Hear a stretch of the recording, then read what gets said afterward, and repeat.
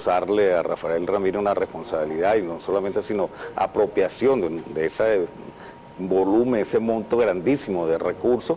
Esto no es más que una especie de descrédito contra nuestra industria petrolera, contra la gestión del ministro Rafael Ramírez en su momento como presidente de PDVSA y ministro, y además contra la gestión política del presidente Chávez, en el sentido de que fundamentalmente allí hay una especie de revanchismo en cuanto a que la revolución revertió la apertura petrolera, lo cual era una estafa a la nación, en lo cual se le dieron las empresas transnacionales, entre ellas la ExxonMobil, concesiones en las que tenían, por ejemplo, que aportar solamente el 1% de las regalías y no pagaban impuestos sobre la renta. Todo esto que se revertió... Pero PDVSA es una empresa auditable, diputado, por supuesto, porque incluso denuncias de irregularidades en PDVSA no las han hecho solamente sectores de oposición, integrantes del partido Redes, como Juan Barreto, integrantes del Partido Comunista, por ejemplo, también han hablado de irregularidades en el manejo de la empresa Petróleos de Venezuela.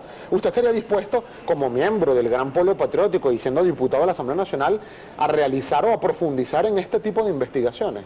Mira, en primer lugar, PDVSA es una de las empresas más auditadas del país, por cuanto también tiene a nivel internacional auditores externos, dada la importancia que tiene la empresa y los auditores internos de la Contraloría General de la República. Yo no puedo, digamos, señalar contundentemente que en PDVSA no hayan habido irregularidades, hechos de corrupción, pero no es una política generalizada, porque bueno, también tenemos que decir que en otras instancias del poder público nuestro han habido hechos de corrupción, eso es innegable y es una de las cosas que nosotros debemos asumir autocríticamente, que efectivamente todavía hemos sido laxos con la corrupción, que es un flagelo que está allí dentro de nuestra gestión administrativa, pero no.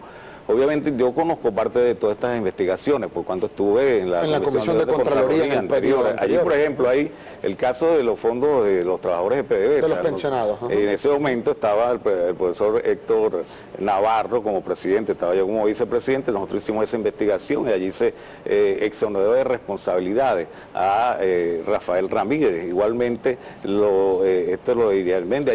Allí se señala, por ejemplo, una gran...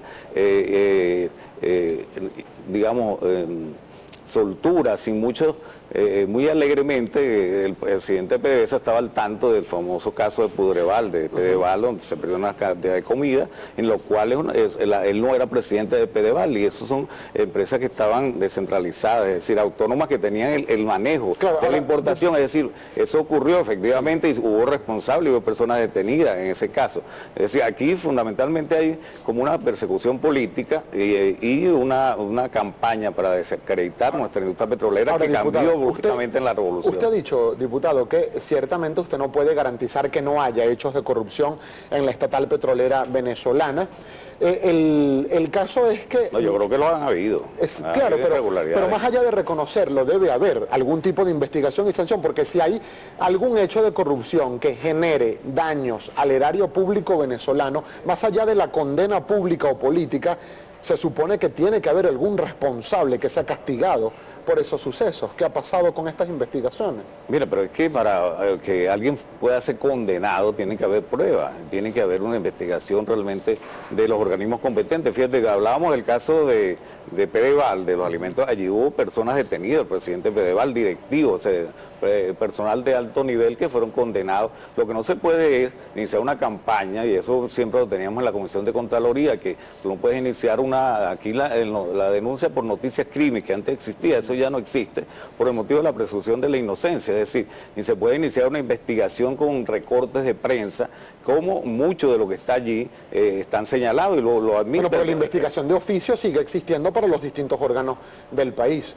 Para el Ministerio Público, para el CICPC, para la Contraloría General de la República, eso existe. Pero lo que tú no puedes es iniciar una investigación y declarar y hacer juicios a priori, como se ha hecho el diputado Guevara, poner al cargo público sin tener elementos reales, que allí en ese expediente no lo están. Y lo digo con conocimiento de causa, por cuanto, repito, fui 4 años vicepresidente de la Comisión de Contraloría. Ahora, fíjese, diputado, y tenemos que irnos a la pausa, pero en solo 30 segundos, sobre el funcionamiento vicepresidente de la Asamblea Nacional, usted dijo que no se pueden hacer modificaciones al orden del día, ¿es correcto? Correcto. Ahora, ¿por qué no se pueden hacer modificaciones al orden del día en este momento, diputado? Y usted, que no solo fue vicepresidente de la Comisión de Contraloría, sino que estuvo los 5 años del periodo anterior consecuentemente en los órdenes del día de las sesiones del Parlamento Nacional durante la presidencia del diputado Soto Rojas o del diputado Diosdado Cabello, se hacían modificaciones al orden del día el mismo día de la sesión.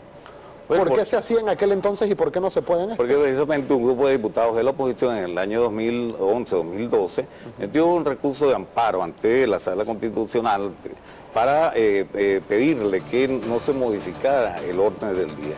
El TCJ se pronunció y efectivamente dijo que el orden del día no se debía modificar y que se debía convocar con 48 horas de anticipación. Es decir, fue por iniciativa de los propios diputados que en el una sentencia anterior, que llegó con 5 años de retraso, además.